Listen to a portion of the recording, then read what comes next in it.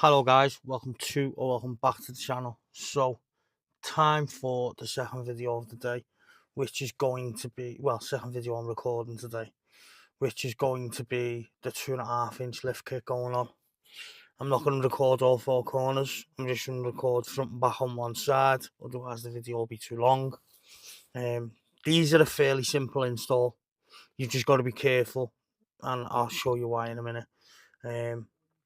Yeah, but let's get the car raised up, let's get it jacked up, and let's get the wheels off, and let's get this done. I'll see you outside. This here is normal ride height. Well, normal off-road.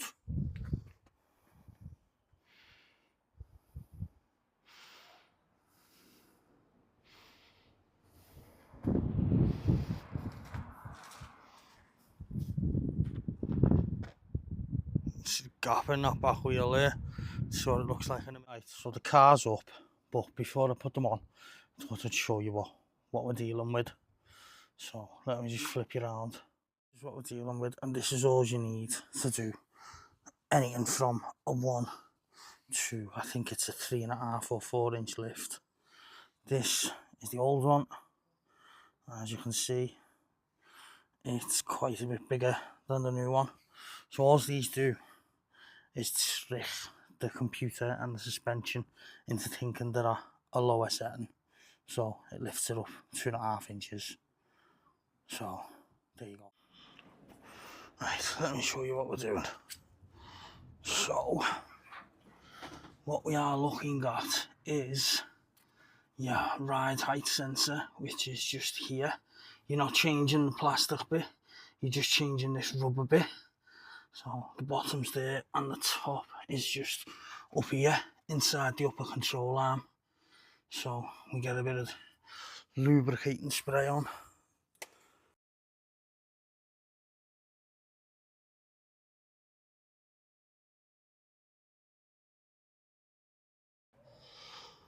Now I've found that it's easier if you pop the top one first, because that's at a fixed point, that's on a solid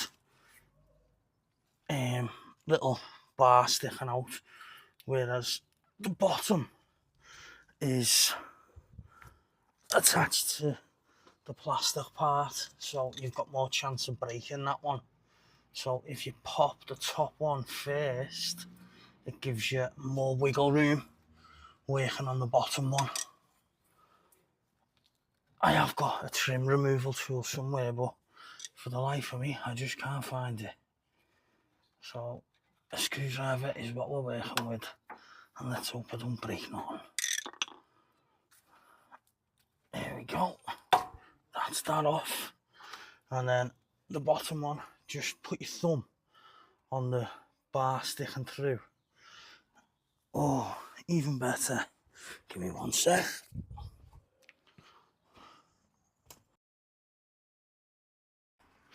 Trusty good old-fashioned prepper's knife. Stick it in behind the rubber and just wiggle it off without putting too much pressure on the plastic component at the back. And then putting it back on is the same process in reverse. So your bottom one on first.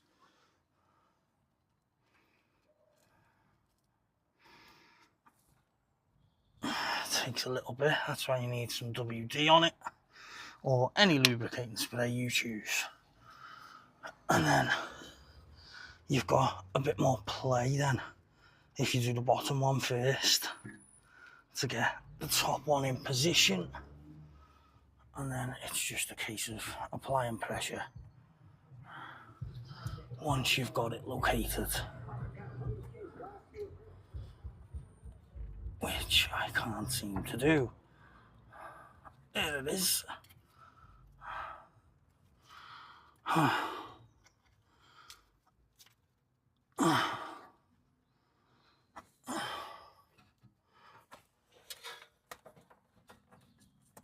go, you little fucker. And that's that one done. And that is how simple it is to do the front one. The back one, I haven't got there yet. So now we're on the rears, but I seem to have come across an issue. Not with the passenger side, but the driver's side. So all the bolts, as is often with Range Rovers, all the bolts are rusted and seized on. So I haven't got an impact wrench, so I'm going to have to order one of them, try and get it off with that.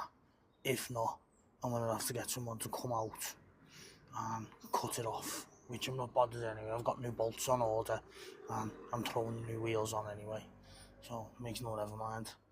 I think I might still be able to change the height without taking the wheel off on the driver's side, because from underneath it is fairly easy to access. So let's just flip you around and we'll have a look at the passenger side.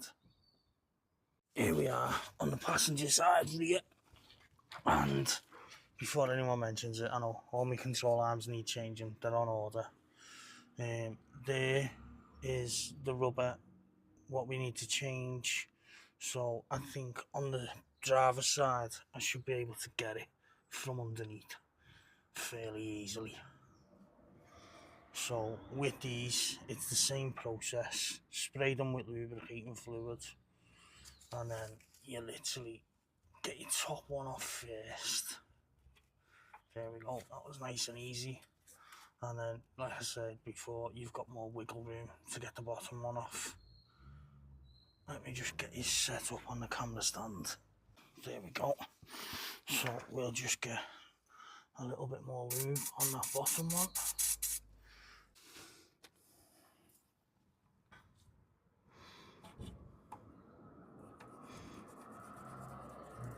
I'm just gonna cut it off. Good job, this knife's fucking sharp. There we go. It's off. And then, same as before, we're just gonna spray this with a little lube and get it back on.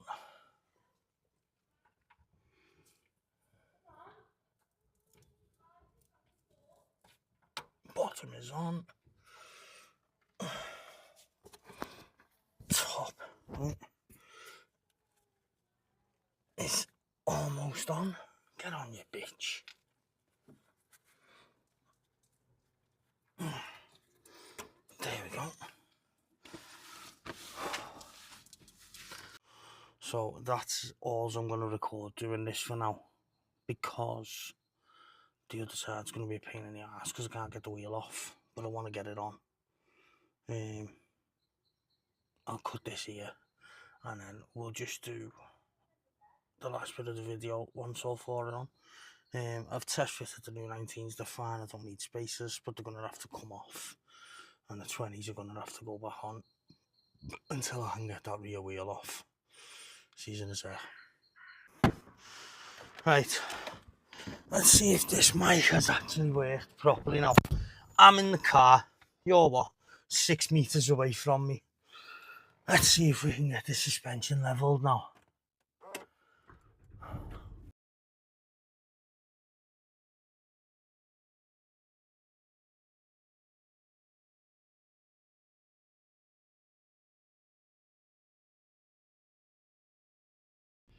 So this will be the new off-road mode once it's finished and leveled itself out. Vehicle raising in progress.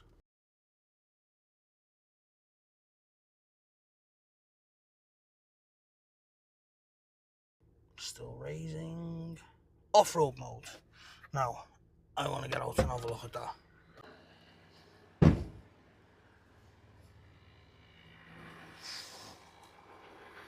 Now that's what you call off-road clearance. Let's get it back into normal mode.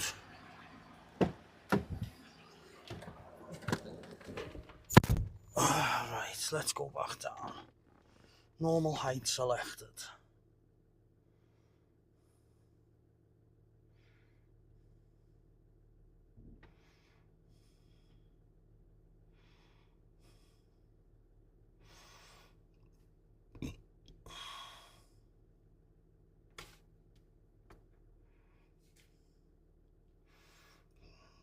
going into its lowest setting.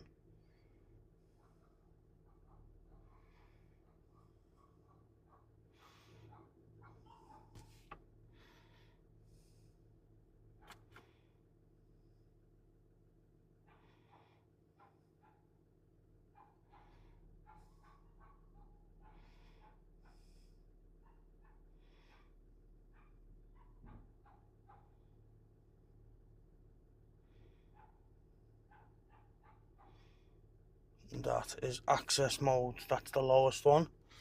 So let's go back up to normal. I think this is the most work this air compressor's ever done.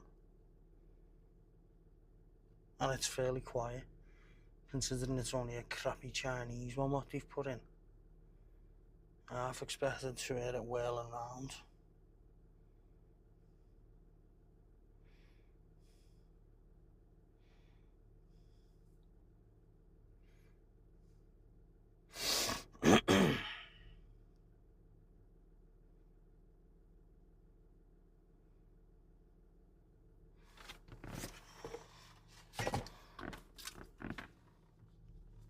Still raising back into normal. And that is it. We are back in the normal mode. So sadly, that is it for today, guys. I did have bigger plans for today and tomorrow. But like I said, I can't get that back driver side wheel off, so I'll have to see if I can hire an impact driver. If not, I'll have to buy one. Because I did have every intention on doing the rear anti-roll bar bushes and the drop links as well, because that needs doing for it to get through an MOT. And then it's control arms. The MOT was only a failure on the front control arms, I think. Upper and lower, lower front and lower rear. But then once it's got through its MOT, I'll do the upper front and upper rear as well anyway. Yeah, so that's just a little bit of prep, getting it ready for a bug out / off-road vehicle. Not much else to say really. My weekend's gone to kibosh. I had the house to myself. I didn't have no one to stress me out. And I can't do no more work. I'll have to see if I can get an impact driver, Monday. See if I can hire one. If not, I'll just have to buy one, like I said. Yeah, but that's how easy it is to put a 2.5-inch lift kit on a 2011 Range Rover Sport. I did manage to do the rear. You can do the rear ones just by getting it in off-road mode and jacking it up. You can reach around and change the rear rubbers on the height sensors without taking the wheels off, because I did do the driver's side one. But obviously, because I can't get that off, I can't get to the anti-roll bar bushes or the drop link, because the drop link's literally near enough inside the wheel, just behind the brake disc and that. So that's it for today. I'll have to find something else to do tomorrow now. Could do with a clean, but I just can't be bothered at the minute. Anyway, I hope you've enjoyed the video. I hope you've found it helpful, or at least entertaining to watch an idiot do this work. And I'll catch you in the next one. If you found it helpful, drop a like, drop a comment, hit subscribe. There's more work coming on the Range Rover, getting it ready to go off-road. So yeah, that's it. I've been Carl, I'm the Scouse Prepper, and I'll catch you in the next one.